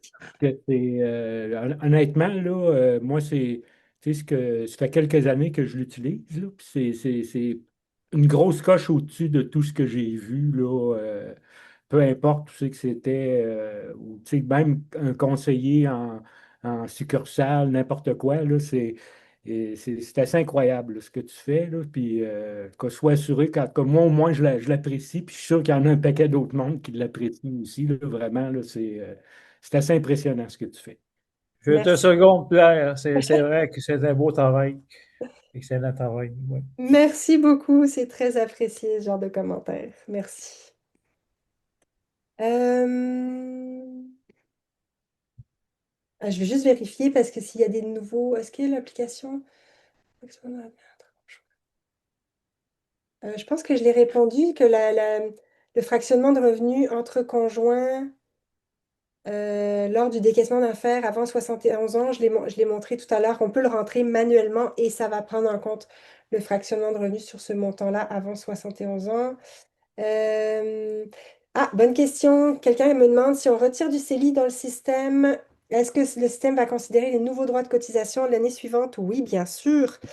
Quand on a un exemple ici. Oui, les CELI sont où? Là. Est-ce que un exemple, bah là, je ne retire pas beaucoup de CELI, mais oui, quand on retire du CELI, ça va, l'année suivante, les droits de cotisation vont se remettre. Est-ce qu'il y avait d'autres questions? Moi, j'aurais une question. Oui, Est-ce que vous m'entendez? oui, oui, je vous entends. OK, parce que je suis pas habituée avec Zoom. Il n'y a pas de problème, je vous entends. Je voulais savoir, moi, mes placements puis mes non enregistrés, là, c'est toutes des choses avec des intérêts. J'ai pas de dividendes. Fait que OK. j'ai rentré mes données d'entrée avec le pourcentage que je pensais faire. Mais là, moi, je vois le mot dividende partout, puis ça me trouble un peu. Est-ce que ça n'a pas d'importance? C'est ici qu'il faudrait mettre. Si c'est juste des intérêts que vous avez, il faudrait mettre 100% ici OK? et mettre 0,0 ici, là. Si c'est vraiment, c'est ici que Ah, ça tout va avoir. simplement? Tout Mais ça, simplement. est-ce que c'est dans la version avancée? Parce que moi, j'ai juste la version de base. C'est dans la version avancée. Moi, je dirais que les gens qui ont du non enregistré, il faudrait avoir la version avancée pour permettre ce niveau de précision-là de OK? calcul d'impôt. OK. Puis je voulais savoir aussi pour la version 2025, on pouvait prendre la 2025 ou la 2026. J'attendais justement votre présentation parce que l'année passée, c'est ça, j'avais pris celle en spécial. Mais là, je vois qu'il y a beaucoup de différence entre les deux. Est-ce que la 2025 n'est plus du tout disponible? Non, c'est ça, la 2025, elle est plus disponible sur le site web, c'est maintenant la 2026 qui est disponible. Je ne gère pas les vieilles versions, là, maintenant c'est C'est la ça, parce que j'ai 2025. reçu le courriel pour la 2026. Oui, c'est ça, c'est C'est 2026 ça? maintenant. OK. C'est ça. Merci. Merci. Merci. Est-ce qu'il y a quelqu'un qui me pose la question, est-ce qu'il y a un moyen de rechercher toutes les cases modifiées manuellement? Bonne question. Non, il n'y a pas de moyen de vérifier toutes les cases modifiées manuellement. Par contre, maintenant, ils sont beaucoup plus visibles qu'avant. Si je change quelque chose, comme j'ai montré tout à l'heure, ça va être marqué en jaune. Donc, que ce soit des colonnes avec les en-têtes en jaune qui sont là pour ça, ou si vous forcez, vous écrasez une formule à quelque part pour forcer quelque chose pour X ou Y raison, mais vous allez là, c'est un peu intense là, de changer le capital, mais tout ce que vous allez modifier, ça va être mis en jaune. Donc, vous pouvez parcourir et voir, ça vous saute aux yeux un peu. Avant, je vous disais, surtout quand vous changez quelque chose manuellement, mettez-le en rouge, mettez quelque chose. Là, ça le fait tout seul. Donc, c'est plus visible qu'avant. OK, quelqu'un d'autre demande, j'ai transféré 50% de mon REER en fer. Est-ce qu'il y a un moyen que le système le prenne en compte? Euh, Comme je disais, il n'y a pas de moyen. Avant 72 ans, on ne peut pas dire j'ai tant en fer. On peut juste le forcer les retraits obligatoires. Parce que c'est la même colonne, REER et fer, c'est la même chose. Donc, je mélange les deux un peu, là. Mais on pourrait dire, ben moi, vu que j'ai un certain montant de fer, ben mon minimum, ça va être tant. Donc, vous pouvez me rentrer manuellement les minimums. Dans cette colonne-là, je recommande de mettre ici les fers de minimum obligatoire si vous avez des fers. Et ça va faire tout le calcul qu'il faut. Mais c'est ça, c'est manuel qu'il faut le mettre. Pour l'instant, je l'ai pas. Je l'ai fait pour le CRI. Ah oui, je ne vous ai pas montré le CRI. Je l'ai fait pour le CRI dans le sens que par défaut, ça va tout transférer d'un CRI à un FRV. Mais si vous voulez le faire en petite dose, entre guillemets, là, vous pourriez avoir un CRI, puis que l'autre est en tout cas, vous pourriez avoir plusieurs CRI, puis pas tout transférer dans un FRV. Donc, vous pourriez dire, moi, je transfère juste 100 000, par exemple, puis il m'en reste encore, puis je retransfère un autre 100 000 à ce moment-là. Je peux le dire ici. Un jour, certainement, je vais faire la même chose pour le REER, mais c'est pas fait encore. C'était plus compliqué avec les calculs et tout. Mais c'est ça, c'est possible de le faire pour les CRI. Éventuellement, ça sera possible le REER un jour. Euh, Excel a peut-être un journal de changement. Peux-tu parler revenu imposable qui apparaît dans l'onglet hypothèse de calcul? Revenu imposable. Attends, Jean-Marc qui dit, peux-tu parler du tableau revenu imposable qui apparaît dans l'onglet hypothèse de calcul? Revenu imposable. Revenu imposable. Je ne comprends pas la question. Ben, c'est un tableau qui apparaît. Ah oui! Oui, oui, oui, oui, je l'ai oublié celui-là. Merci. Je l'ai complètement oublié cette nouveauté-là. Oui, quand on est zéro, oui, c'est ça, il apparaît que quand on met zéro, c'est pour ça que je ne le voyais pas. Quand on est déjà à la retraite, ok, quand il y a au moins une personne qui est déjà à la retraite, merci pour la question, j'allais l'oublier. On met, c'est ça, on met zéro quand on est déjà à la retraite, puis ça affiche un tableau maintenant euh, qui demande en fait c'est quoi votre revenu imposable de l'année précédente. Parce que si vous êtes déjà à la retraite cette année, il y a certains calculs quand même qui dépendent du revenu imposable de l'année précédente. Par exemple, la réduction, enfin la remboursement de la sécurité vieillesse, le calcul du supplément de revenu garanti, les allocations familiales. Mais ça, il y a des choses comme ça qui regardent le revenu de l'année précédente. Donc, en gros, c'est ça que ça veut dire, ce tableau-là. C'est quoi le revenu de l'année précédente? Donc, si je dis 50 000, je ne sais pas si j'ai mis assez de zéros. Oh là, trop de zéros. Puis lui, 70 000, je dis n'importe quoi. Là, ce que ça va faire, tout simplement, c'est que ça va me permettre de calculer tout ce petit monde-là qui se calcule selon l'année d'avant. Puis ça va se mettre ici, revenu imposable de l'année précédente. J'ai juste un petit encadré de l'année d'avant, là. Puis ça me permet de calculer ces choses-là qui sont en fonction des revenus de l'année précédente. Merci de me l'avoir dit, j'avais oublié. OK, bon. Est-ce qu'il y a d'autres? Moi, j'ai fait le tour de mon chat. Est-ce qu'il y avait d'autres questions? Parce que ça a duré beaucoup plus longtemps que je pensais, cette rencontre-là ce soir. J'ai peut-être été trop dans le détail. En tout cas. Puis d'autres questions? Oui. Pour terminer, c'est par rapport à ma question de tantôt pour les dividendes puis les intérêts. Moi, j'avais rentré juste les données, mais à ce moment-là, si je garde le montant de base, parce que là, je comprends que c'est mieux d'avoir la version avancée, comment vous avez déterminé pour la base que les gens avaient des dividendes puis des intérêts ou est-ce que c'est parce qu'en général, je devrais avoir ça ou... Ça, c'est plus avec votre conseiller financier. Là. Moi, je ne donne pas de OK. conseils de finances, de comment placer les choses. C'est que vous avez mis un peu de tout? J'ai mis un peu de tout. J'ai mis avant la retraite plus gain capital, plus action, puis après la retraite, un peu plus safe avec plus d'intérêt, mais quand même encore un peu de dividendes et gain capital. C'est C'est ce que les gens ont en général? Je dirais pas ça, c'est juste pour mettre quelque chose. Je dirais, c'est vraiment pour avoir une base, mais OK. faut le changer en fonction de sa réalité. OK. Parce que le tableau fonctionnait quand même en rentrant les données d'entrée. Fait que ça veut dire que si je remplissais ce tableau-là avec le modèle plus avancé, là, j'aurais beaucoup de précision, c'est ça? Il y aurait plus de précision au niveau de l'impôt, surtout quand c'est les intérêts sont 100% imposables dans le non enregistré, alors que les dividendes et gains en capital, c'est pas pareil. Donc, il y aurait plus de précision au niveau de l'impôt pour le non Ouais, enregistré. moi, c'est des fers que je trouve à sortir. Puis j'ai des CELI, puis le non enregistré, je ne le sortais pas. OK. Mais c'était pas un énorme Oui, montant. mais même si on ne le sort pas, quand on a des intérêts, on a de l'impôt Oui, dessus, ça se même quand rajoute on à ne le mon sort pas. impôt. C'est ça. Et c'est Oui, c'est ça. cet impôt-là qui est peut-être moins précis parce OK, que c'est vrai. C'est vrai. OK, je comprends. Mais merci. Ben, de rien. Est-ce qu'il y avait d'autres questions?